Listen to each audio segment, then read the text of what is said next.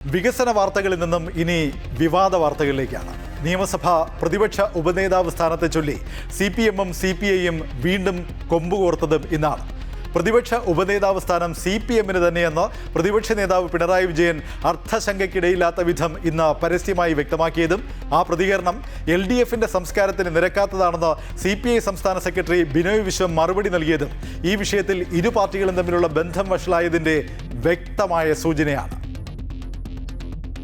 തൃശൂരിൽ നടത്തിയ വാർത്താ സമ്മേളനത്തിലാണ് പ്രതിപക്ഷ നേതാവ് പിണറായി വിജയൻ പ്രതിപക്ഷ ഉപനേതാവ് സ്ഥാനം സംബന്ധിച്ച് നിലപാട് ആവർത്തിച്ചത്. ഒരു സംശയവും വേണ്ട, പ്രതിപക്ഷ ഉപനേതാവ് സ്ഥാനം CPM-ന് തന്നെയായിരിക്കുമെന്നും പദവി CPM തന്നെ വഹിക്കുമെന്നും പറഞ്ഞ അദ്ദേഹം ഇത് സംബന്ധിച്ച് താൻ സ്പീക്കർക്ക് ഒരു കത്ത് കൊടുക്കേണ്ട താമസമേ ഉള്ളൂ എന്നും പറഞ്ഞു. LDF-ന്റെ ഉപനേതാവ് എന്ന് പറയുന്നത് LDF നേതാവ് എന്ന നിലക്ക് സ്പീക്കർ പറഞ്ഞത് ഒരു കത്ത് കൊടുക്കേണ്ട കാര്യം മാത്രമേ ഉള്ളൂ. ആ കത്ത് ഞാനാണ് എഴുതി കൊടുക്കേണ്ടത്. അത് കൊടുത്താൽ ഉപനേതാവ് വരും. ആ കത്ത് ഞാൻ കൊടുത്തോളാം. നിങ്ങൾ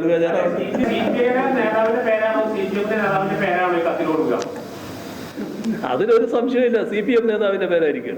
അതേസമയം പ്രതിപക്ഷ ഉപനേതാവ് സ്ഥാനം തങ്ങൾക്ക് അവകാശപ്പെട്ടതാണെന്ന നിലപാട് ആവർത്തിക്കുകയാണ് CPI. പിണറായി വിജയന്റെ പ്രതികരണത്തെ CPI രൂക്ഷമായാണ് വിമർശിച്ചത്.